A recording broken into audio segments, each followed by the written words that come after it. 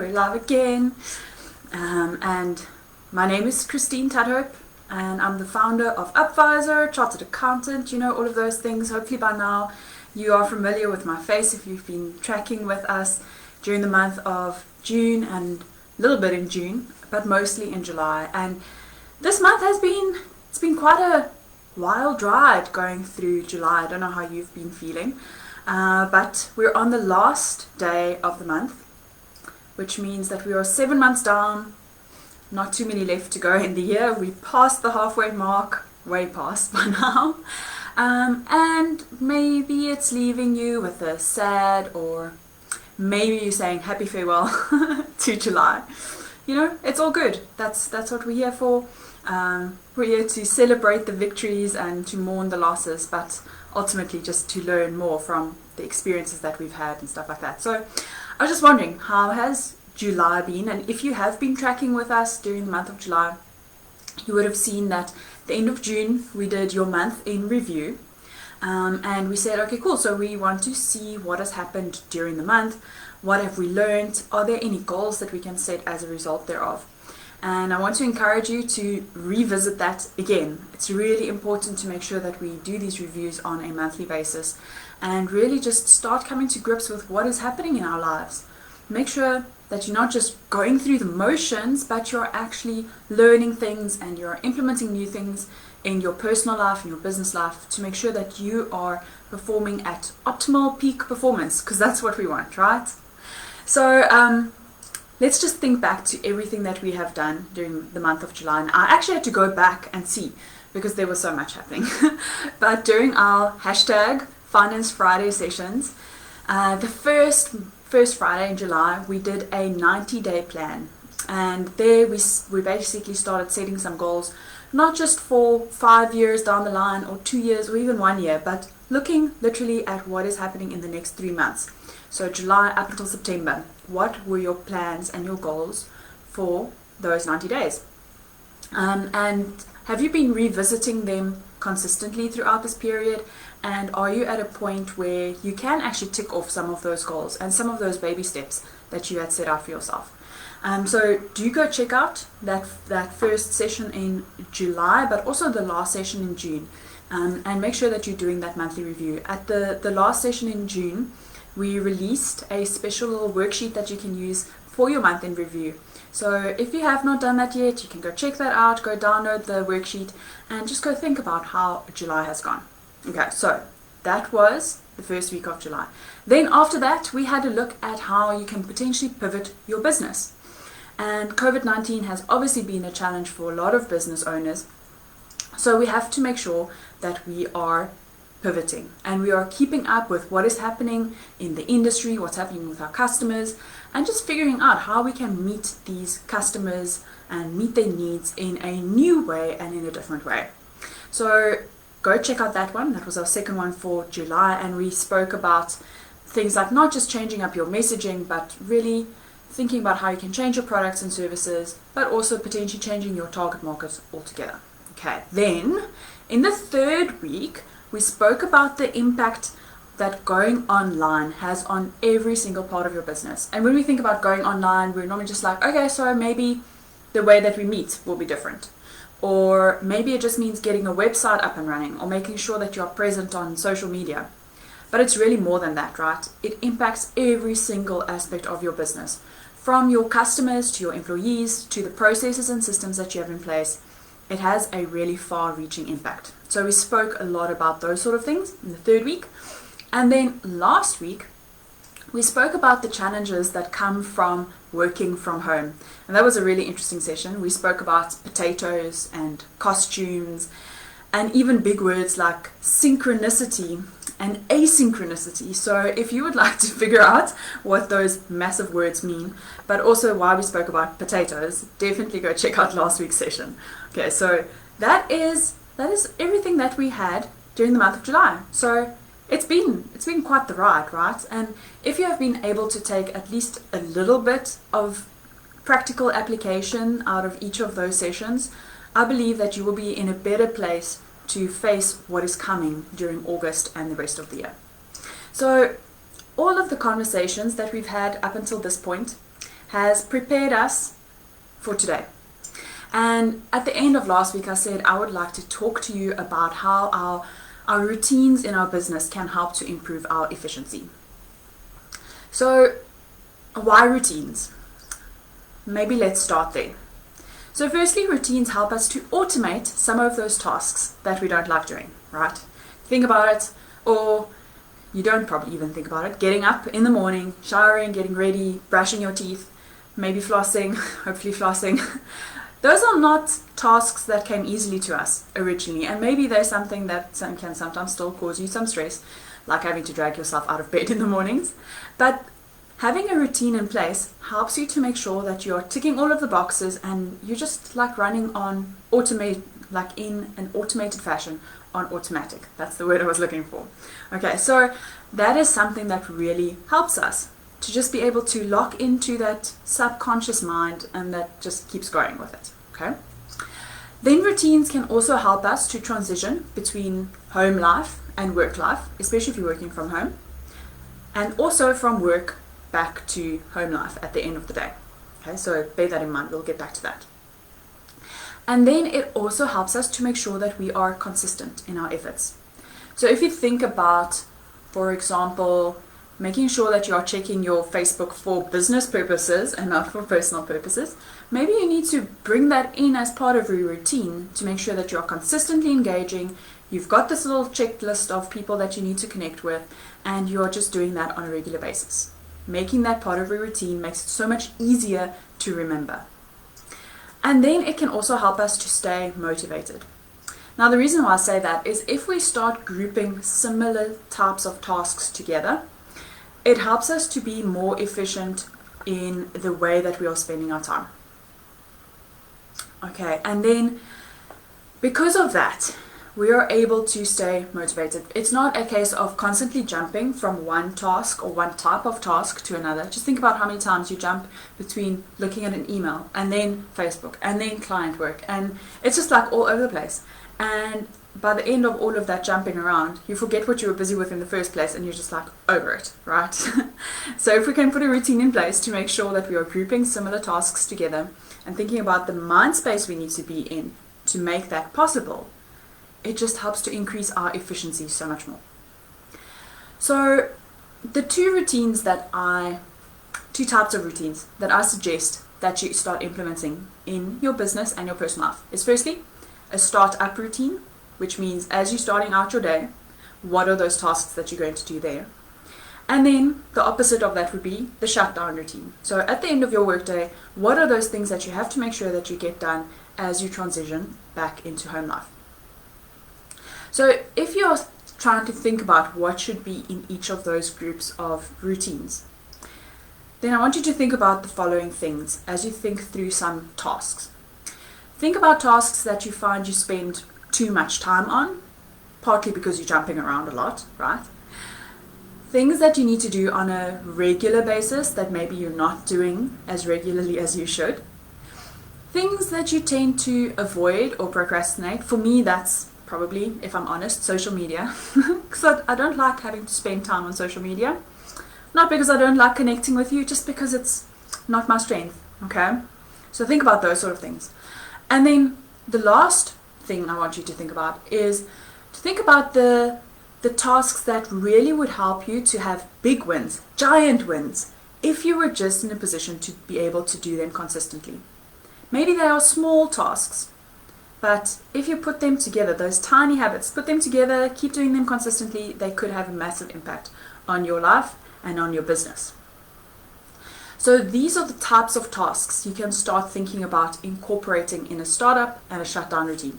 Now, your routines don't have to be hours long. They could just be 15 minutes, if that's what you decide that you want to allocate, or it could be an hour and a half. Okay, so I'm going to talk you just through my routines just to give you an idea of what it could potentially look like for you. Now, obviously it's not a one size fits all. It really depends on where you are at in your business and what's happening at home. Okay, so what my startup routine looks like after I've showered and gotten ready and whatever. It'll start for me with quiet time and journaling, because I find during that time of working through maybe some affirmations or thinking about what lies ahead in the day and just getting my mind right, that helps me to focus and to be grounded and to make sure that I am at the optimal performance point and at peak capacity to make sure that I can get a lot of stuff done. Okay, so that's my first part. Then I start actually planning for the day, maybe reflecting on yesterday, what were the things that went well, what should I improve on, and how can I then make that happen in today. Then from there, you might have heard of the concept of having a big 3 list of tasks that you want to complete or goals that you would like to achieve.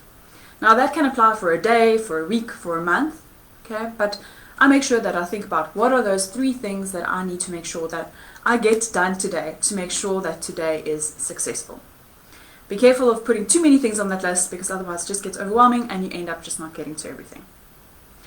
And then I normally try, I'm not always successful with this, but I try and do some time tracking for my previous day because I like making sure that I'm taking responsibility for how I spend my time, being accountable, tracking how much time I'm spending on clients, on private stuff, on admin, because that just helps me have a holistic view of what's happening in my business. And then my last task before I actually jump into whatever work that I have for the day is to stack my inbox.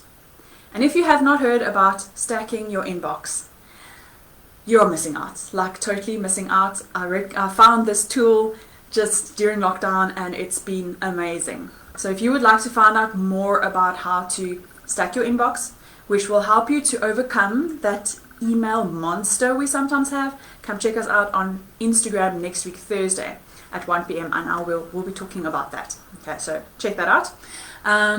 But with some of these tasks that I have, even though they're part of my routine, I sometimes find that I need to delay some of them a little bit, or maybe end up not doing them at all, if there are massive tasks that are urgent that I need to get to. But I've realized that when I do that, I feel completely out of whack. And it feels like the day just I can't get my teeth into it and I can't get it going well.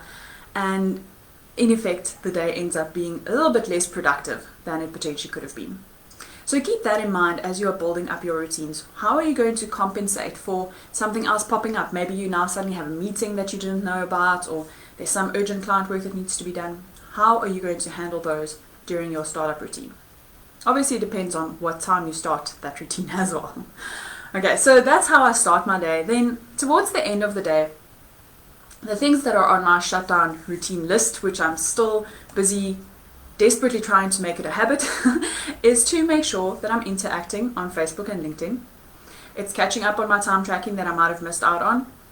It'll be reviewing my inbox before shutting down so that I sort of have an idea about what have I not gotten to so that I can start planning for the next day. Which then leads me to the next point about thinking through my tasks for next day. Now, there are sometimes things that happen overnight, which is why I think about it tonight as well as tomorrow morning, and I actually put hard and fast plans in the next day. But it's good just to start mulling that over because your brain starts to solve those problems, right? And then try to tidy my desk, and then I transition into home time, which for me often is by making supper, and that just helps me to get out of workspace and back into home space. So as I've said, I'm not always good with following through on these, but I know that if I was able to do them more consistently, that I would be so much more productive in my time. And I always know that I can feel more prepared for my day if I have made sure that I'm at least sticking to that startup routine. So I would love to know what your routines are, and I see that there are a few people watching us, so hello, thank you for joining us as we're talking about routines today. I would love to know what routines are you implementing in your business, in your home life. What are the things that are working for you, that are maybe not working for you, and what are those things that you wish you could do more consistently to make sure that you're actually productive and efficient with the time that you have on hand. Because if you think about it, we only really have 8 productive hours during the day, if you're thinking about traditional work hours. 8 hours goes quickly if we haven't planned them well. So just committing to a little bit of time in the beginning of the day or at the end of the day really helps us to make sure that we are getting the most out of the rest of our day.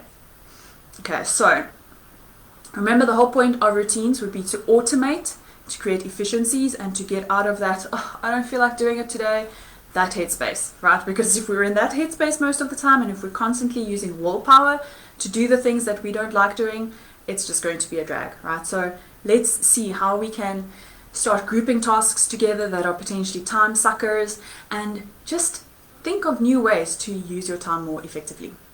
Okay, so I would love to hear about what you have been up to in your business, and maybe working from home has been a real challenge and you've had to figure out how to put new routines in place, because working at the office obviously has different types of routines than you would have at home. So do share that with us. I would love to know. And then during August, we will be talking a lot more about productivity as well, because ultimately productivity leads to profitability. So you will see a little bit of overlap happening in Instagram. Every Thursday at 1 p.m. we'll be talking a lot about productivity, and then on Facebook I'll be delving a little bit more deeper into understanding what does productivity mean in our business. Which leads me to the next point. From next week onwards, we will still be here at 1 p.m. on a Friday, but maybe slightly differently. So keep your eyes peeled for announcements coming out along those lines. But we are still super excited to be connecting with you and just hearing what you are up to and what's working, what's not working.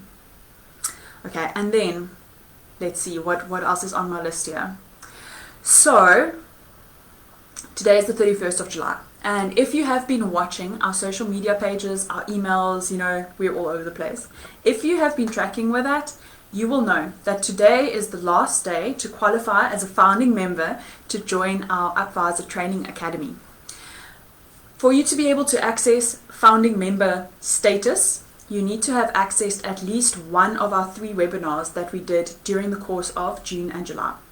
Now, these 3 webinars up until the end of today with its resources are available to you completely for free. Okay, the first one was all about unlocking the secrets of your income statement, which was really cool. The second one was about getting more cash into your business pocket. And the third one, which was the last one, was all about why budgeting is not a curse word, but cutting costs is. So that was budgeting and expense management. Super great value webinars there, with associated resources, worksheets, and all sorts of things that you can actually go practically implement some of the things that we mentioned during the webinar. So at the end of today, i.e. 23:59 tonight, we will be removing those resources. You will no longer be able to access them for free. But if you have accessed them before the end of today, then you will qualify as a founding member. Now, what does that really mean? So the founding members, you get access to our awesome training academy, which is a subscription-based model from August onwards. And what you will get is, firstly, we'll have a content webinar every month, which for August will be all about digging deep into your balance sheet, because sometimes we don't really know what that means, right? And if you can use that in conjunction with the first 3 webinars that we did, you will have a powerhouse of information that you can use to make sense of what's happening in your business and start making really valuable and the right financial strategic decisions. Okay, so that will be coming up in August. But so we'll have one content webinar, and then we will also have the opportunity to have an application workshop, which is where I give you the chance to ask me specific questions related to your business. We'll have some hot seating, all sorts of things to allow you to be like one-on-one with me, to be in a coaching scenario effectively for like super great value, super great prices. So founding members get access to this at 200 Rand per month. And if you sign up, you lock in that subscription price up until the day when you cancel. Okay, so any future price increases will not affect you. You will lock it in at 200 Rand per month. If you miss it, however, today, that's okay. You still get to lock it in at 250 per month instead of 200 Rand per month. And the sooner you sign up, the lower the price is that you will be able to sign up at, because we will gradually be increasing that price as we go. Okay, so make sure you access that. If, however, you just want to pick and choose and you don't want to subscribe for a specific period of time, you just want to access the webinars as and when it's necessary for you, you can purchase the webinar, come attend the webinar live, that's also fine, for 200 Rand, but you won't get access to the coaching session. Okay.